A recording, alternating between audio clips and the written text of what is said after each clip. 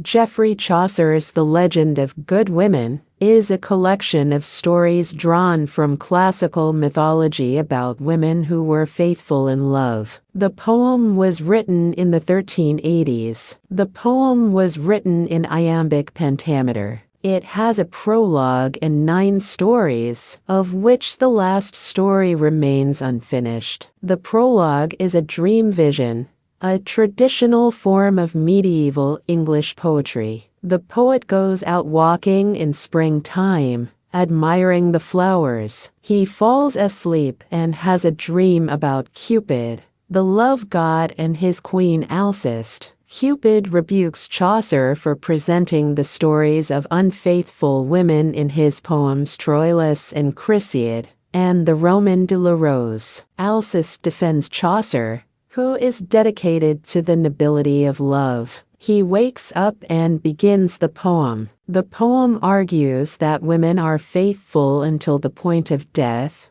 but men are fickle lovers inspired by selfish desires like honor and wealth. The legend of Cleopatra. Cleopatra becomes the queen of Egypt after her father's death. She enters into a relationship with Mark Antony, a Roman senator. Despite being already married, Rome sends an army to conquer Egypt, leading to a battle where Antony is ultimately defeated and retreats. Overwhelmed by the loss of his status and honor, Antony takes his own life. Cleopatra, devastated by his death, creates a grand shrine for him and announces her promise to experience the same fate. She digs a pit next to the shrine and fills it with serpents. She announces that she has promised to feel all that her husband feels, and thus throws herself into the pit to die at her own hand as he has died. The legend of Thisbe tells the tragic tale of Pyramus and Thisbe, 2 young lovers who live in neighboring houses,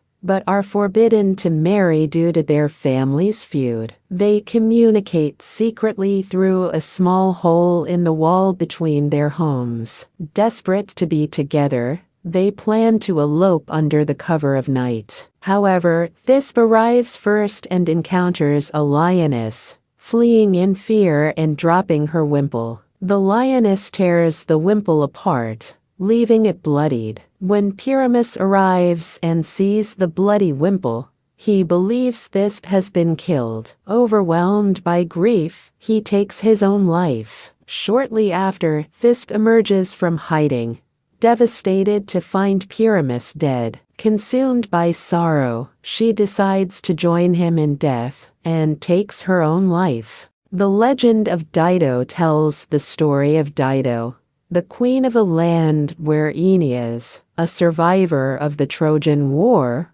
arrives after the fall of Troy. Dido, captivated by Aeneas, offers him support and organizes a grand feast in his honor. They develop strong feelings for each other, and in a cave during a hunting expedition, they consummate their love and pledge loyalty to one another. However, Aeneas reveals his destiny to found a new kingdom in Italy and feels compelled to leave Dido. Despite Dido's pleas, he departs and marries another woman. Heartbroken and betrayed, Dido chooses to end her life by casting herself into a sacrificial fire. Before her death, she writes a letter to Aeneas expressing her anguish and condemning his betrayal. In the legend of Hypsipyle and Medea, he deviates from the traditional structure by combining 2 narratives into one. The story revolves around the character of Jason,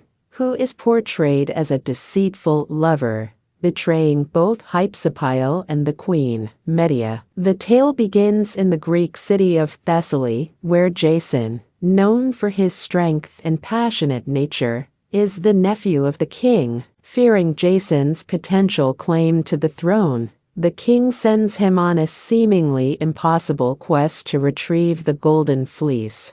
guarded by a dragon and fire-spitting bulls. Jason embarks on the quest with a group of heroes, including the renowned Hercules. During their journey at sea, they encounter an island where they meet Hypsipyle, a beautiful young woman. Hypsipyle is captivated by Jason and Hercules, admiring their noble qualities, and is eager to introduce them to her king. She falls deeply in love with Jason, who takes advantage of her affection, using her to conceive 2 children before leaving her behind. Hypsipyle remains faithful to Jason throughout her life, but ultimately dies of a broken heart. The story then shifts to Jason's second love affair with Medea. After abandoning Hypsipyle, Jason arrives in Colchis, where the Golden Fleece is guarded. There he meets the king,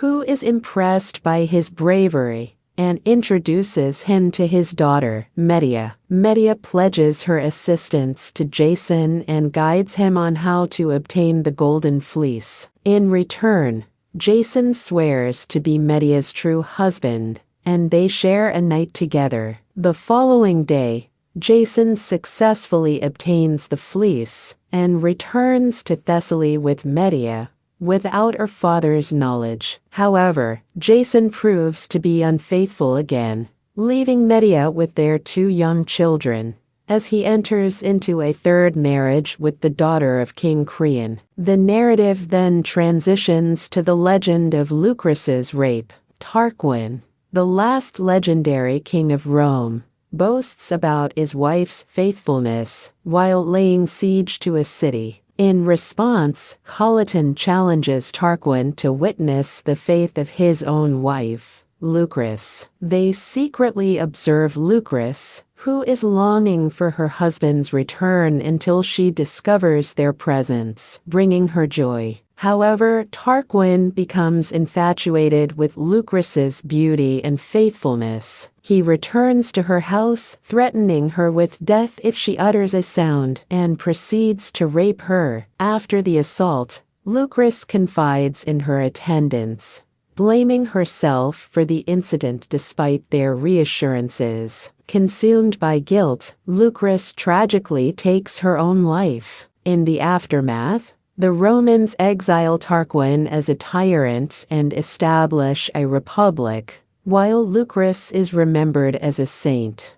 In the legend of Ariadne, the tale focuses on the deceitful actions of Theseus, Ariadne's lover. The story begins with King Minos of Crete seeking revenge for his son's death by besieging the city of Alcatho. The king's daughter, captivated by Minos's beauty and chivalry, betrays her city to him. However, Minos does not rescue her, and instead conquers other cities, including Athens, demanding sacrificial children. Minos keeps the monstrous Minotaur in a labyrinth. Every 3 years, a young man is chosen by lot to be sacrificed to the Minotaur. Theseus, the son of the king of Athens, is selected 1 year. Out of compassion, Minos's daughters, Ariadne and Phaedra, vow to save his life. Guiding Theseus, they provide him with advice on defeating the Minotaur and escaping the maze, convincing the jailer to allow Theseus to carry a weapon. In gratitude, Theseus pledges to be Ariadne's servant. However, Ariadne insists he should claim his rightful position as a king's son and become her husband. Following Ariadne's instructions, Theseus triumphs over the Minotaur and, the next day, escapes the castle, taking both sisters with him. While sailing back home, they land on an island where Theseus abandons Ariadne, desiring to marry her more beautiful sister. Ariadne awakens to witness Theseus sailing away without her, trapped on the island as she betrayed her father. Eventually, a compassionate goddess transforms Ariadne into a constellation. In the legend of Philomela, the narrative recounts the brutal rape of Philomela by the tyrant Tereus. Tereus, the ruler of Thrace, is married to Prone, the beautiful daughter of King Pandions. Prone yearns for her sister, Philomela, and Tereus sends ships to bring her for a visit. Upon seeing Philomela's youth and beauty, Tereus becomes determined to possess her. Upon their return to Thrace, he leads her to a cave where he rapes her. To silence her, Tereus cuts out Philomela's tongue and imprisons her in a castle, where he continues to assault her. Meanwhile, he tells Prone that he found her sister already dead. Despite her captivity, Philomela finds a way to communicate through weaving. Over the course of a year, she crafts a tapestry depicting the horrors inflicted upon her by Tereus. Finding a young man willing to deliver the tapestry to her sister, Philomela's plan is set in motion. When Prone sees the tapestry, she pretends to embark on a pilgrimage and reunites with her sister. The story ends with the two sisters grieving in each other's embrace.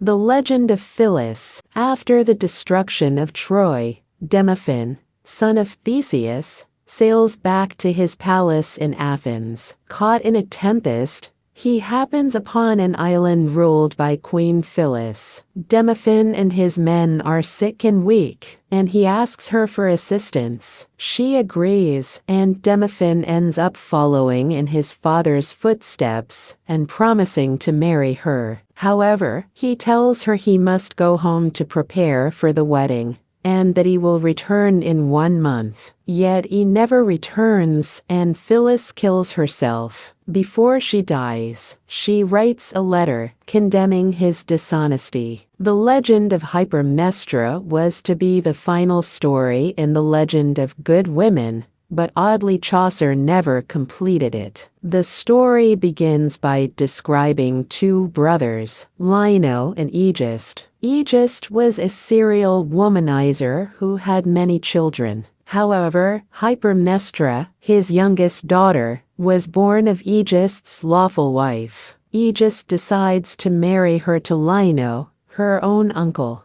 After the marriage, Aegist summons Hypermestra and tells her that she must kill Lino as he sleeps, because Aegist has been warned in his dreams that Lino will be the one who kills him. Hypermestra agrees. However, when Lino falls asleep, she cannot bring herself to kill him. She warns him, and he escapes from the castle without taking Hypermestra with him. She stays in the room after he has left, and Aegist imprisons her.